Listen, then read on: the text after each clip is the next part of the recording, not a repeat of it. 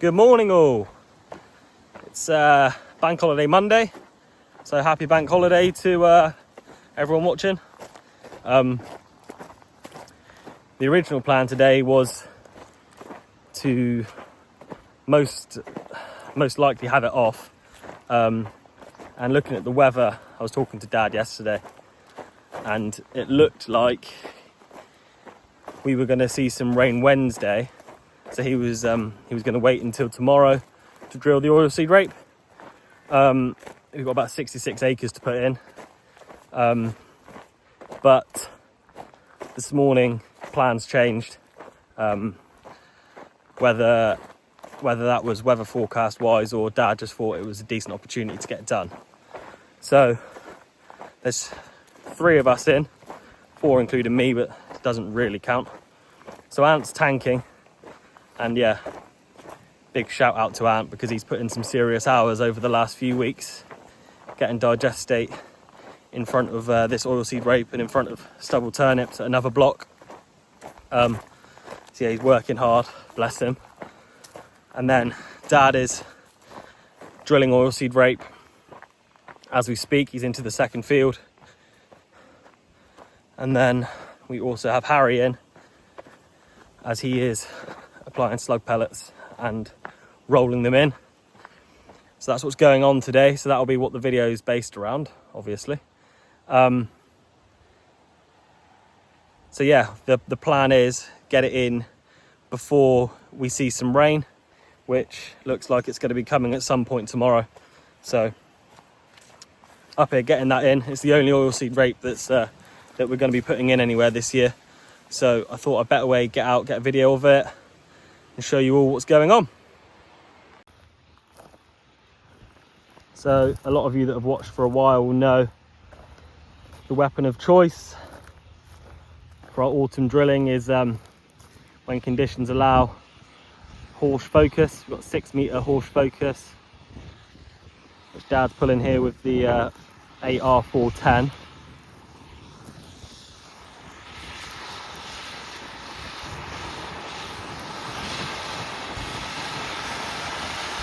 So you get a good idea of how it's working.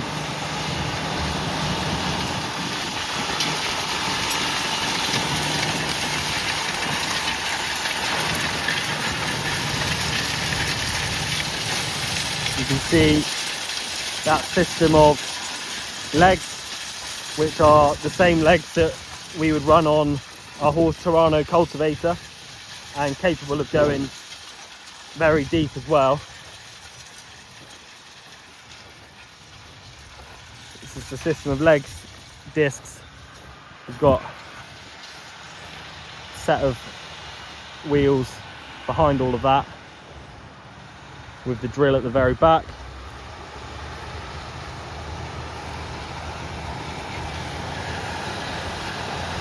This drill, often we would go direct into stubbles with it. In this instance,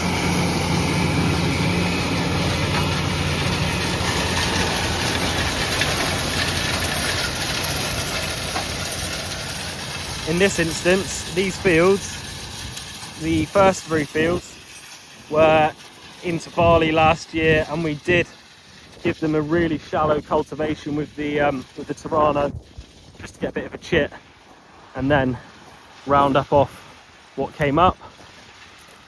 So this ground has been very lightly worked once, but the 4th field we're drilling today is direct into stubbles.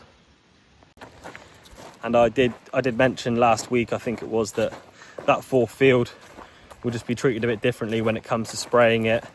Once the first 3 fields are sprayed, that 4th field's pre-em will have the Roundup within that, just to take out anything that's already growing. There's a bit of green in the field, so that'll clear that up. And then from there on, all 4 fields can be treated the same when it comes to their spray plans. Yeah, so not much of an inconvenience. It's just a late addition, but thankfully with this drill, it doesn't mean that we need to rush in and get anything else done beforehand. We can just put it straight in the ground, which is great. Anyone new watching, this will be the third drilling season with the Focus, and I think Dad would probably say pound for pound best thing he's ever bought, and it was worth a 48-hour whirlwind trip to France to buy it. It's performed really well for us, and I think we just had a pretty good wheat harvest, and I'd say 90 to 95% of that was done with the Focus. We try to use it out where conditions allow. As I said, obviously when it gets a little bit wetter, it's a big old bus to be pulling around, so that'll be when the power harrow drill would come out. But for the most part, it does a great job, and obviously when you're still in autumn and the conditions are as they are, we will utilise what we've got. So here we are. Bear with me if there's a bit of wind interference or you can hear machinery in the background. I am in the field with Dad as I'm recording this. So we've got the 410 here pulling the Focus, and you can see the job it's doing. It is pulling up a bit of moisture as well. So although conditions are dry, and I obviously mentioned that we wanted to get this drilled just before some rainfall, just to make sure that it was going to have some moisture. The drill is pulling some moisture up with it, which is good. You can see this ground. You can just see from the colour of that barley that is just chitting and coming up. It's been sprayed off around a week ago. It was yellowing off. Just anything there in the seed bed, weed or otherwise, will be killed off. So we'll just follow Dad along, and obviously I'll stick a bit of music over it so that there's something to listen to at least.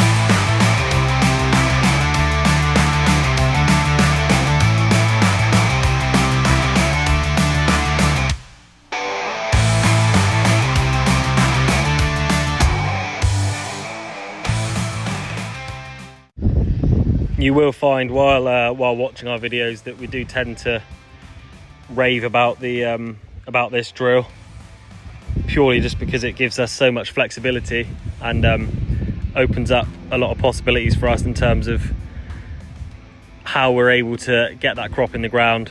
Obviously with it being able to go one pass drilling as well as post cultivation, it can save us a lot of time. If that drilling window becomes really short, we can get plenty of crops in the ground to a high quality without having to worry about multiple passes in order to get a crop drilled.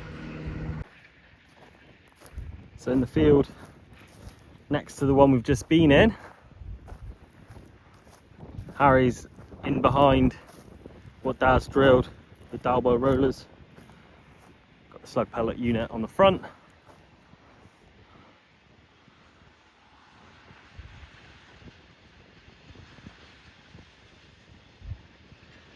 So lots of little blue slug pellets scattered around the field. For those of you who don't know, oilseed rape is a big attractor of slugs, both the rape crop and then also this year's wheat that's going post-rape will need slug pellet application as well.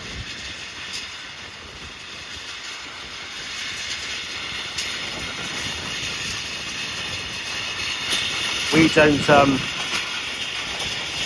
don't grow any rape apart from this acreage for the farm we're growing for. So slug pellets aren't something that we do a lot of.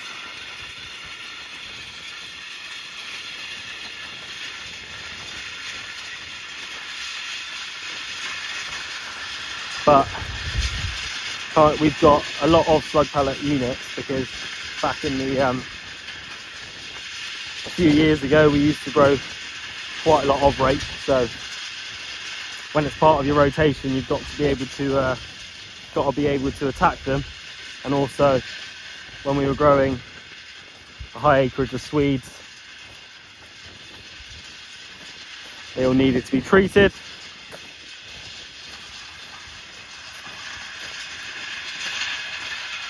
We have actually got a couple of slug pellet units going into our upcoming online auction, but we kept the unit you can see because it would be a bit pointless putting them all in when we still need to keep one.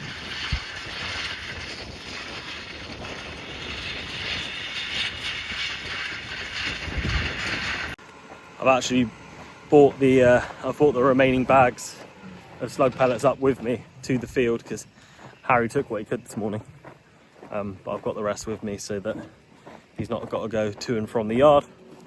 So we'll refill them and he'll crack on and obviously wait for Dad to finish that field he's in before he can jump on behind him with the rollers.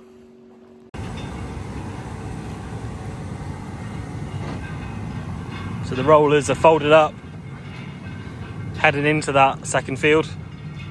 Dad's now into the third field. Me and Harry have just been chewing the fat for about 20 minutes because he's obviously got plenty of time to wait around as Dad's got to be ahead of him and finished. So we'll get the drone up and record Harry in this field.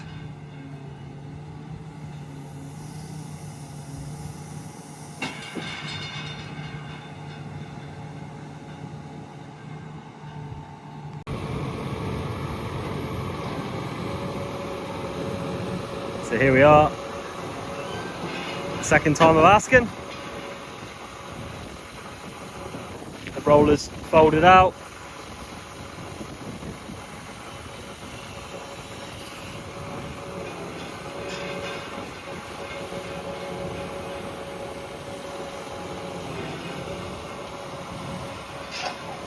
I'll get out the firing line.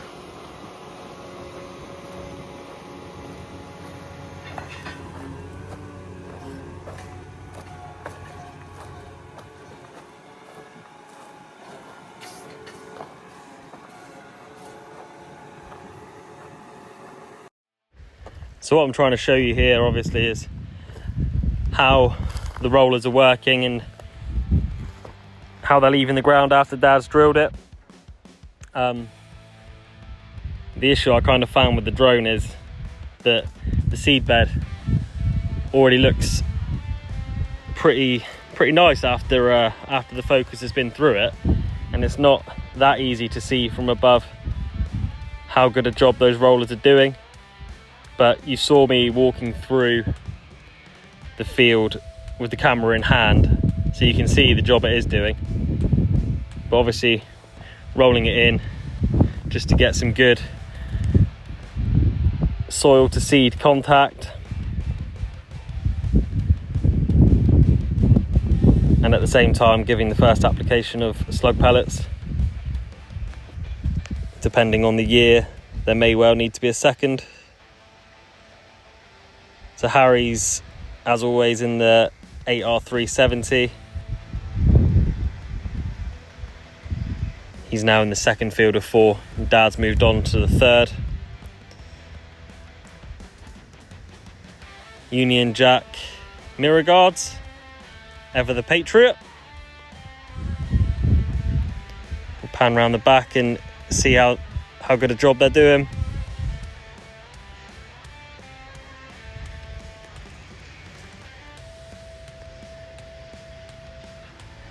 That leaves it a bit easier to see there how the field's been left behind. And from here we'll quickly fire across to Dad in the other field. He's still motoring along in the 410.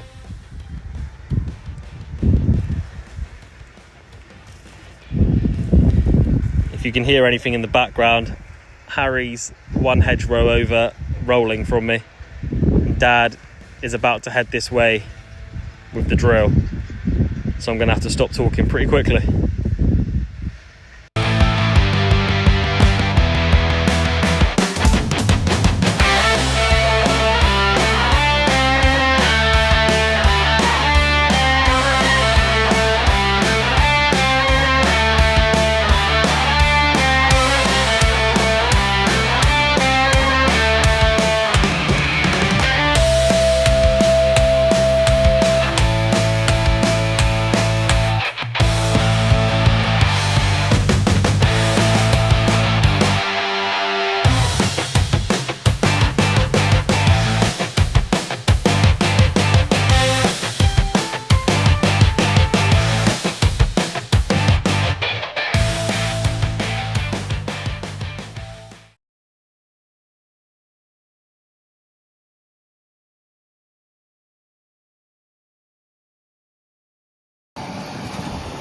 Just wanted to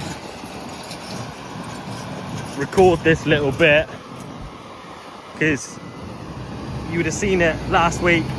Ant's been using this part of the field as a road into the next field, so it's pretty compacted. And just show you that the Focus can deal with that.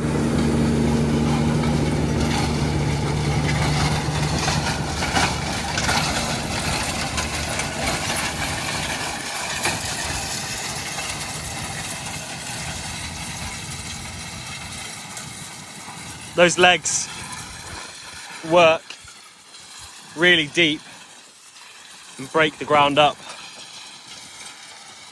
really well. And yeah, we just, as I've said, it's the same legs as a Torano, and it's yeah, it still amazes us really how well Horsch have got them going and the job that they do. So I've been telling you that we use the Horsch for drilling direct into stubbles as well as into cultivated ground. The last of these 4 fields is an oat stubble field, so I will just show you some videos now of Dad. Just got in here. I thought it was pretty pointless me telling you all that and then not actually showing you what we would normally do and leaving early, so I've hung around. We'll show you how it goes.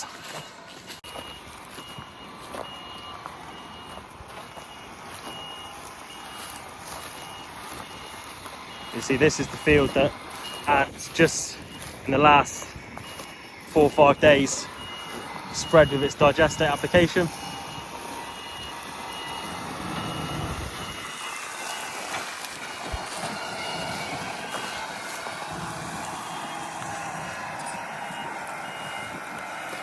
Dad's just going to line himself up and get his straight line.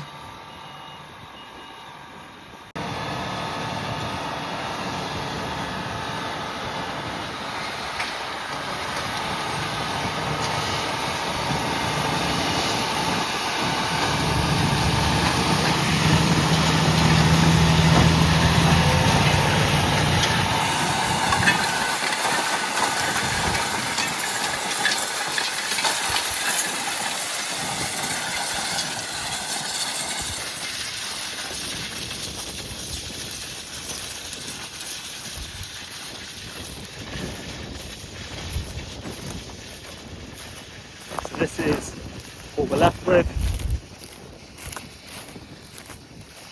Obviously that stubble will break down, and any weed or volunteer oats that you might find in the stubbles will be dealt with on pre-em, which will be tomorrow. It will have a dose of Roundup in there just to clear all of that out of the way. We'll just watch Dad come back up on the reverse run.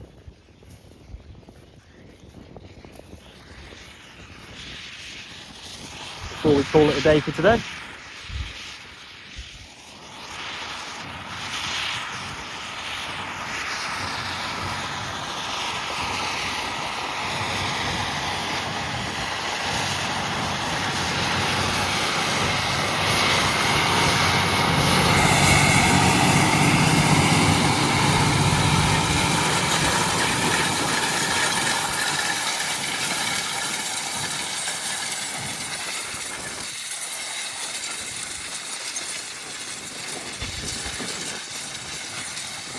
You can see moisture is being pulled up, but it's also still pretty dry with all that dust flying. But if the weather forecasters are right, we're hoping this is the ideal drilling day. As I've said before, this will be the third year using this drill on all of our autumn and spring drilling. Second year using it with oilseed rape.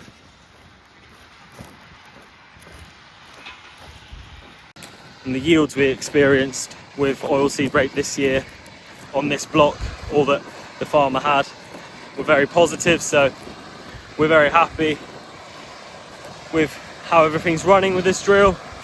It's performing beyond expectations, and yeah, I will leave Dad to it just as he passes by me again.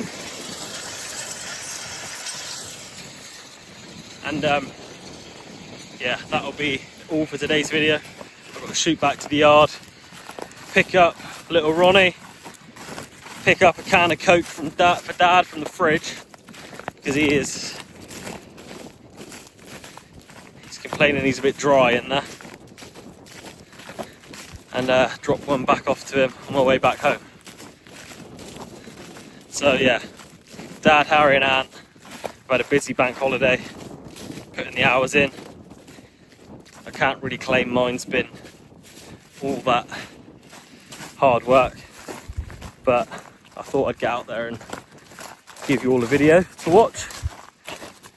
And yeah, from there we'll call it a day. Thank you very much for watching, and we'll see you tomorrow once we're back to the full complement and what should be a busy week, or at least building up to a busy period with maize on the way. I'll be checking on some maize this week just to see how far away we are with a lot of local farmers going. It does make you a little bit itchy as to whether you should or shouldn't be going, but we'll have a look around and just see when we think ours will be. And yeah, in the meantime, it'll be a bit of prep towards that. Obviously, Ant will still be out on his tanker, and the drill will most likely be out again on those stubble turnips that we've been working towards. So, should be a busy week. Thanks for watching, and see you tomorrow.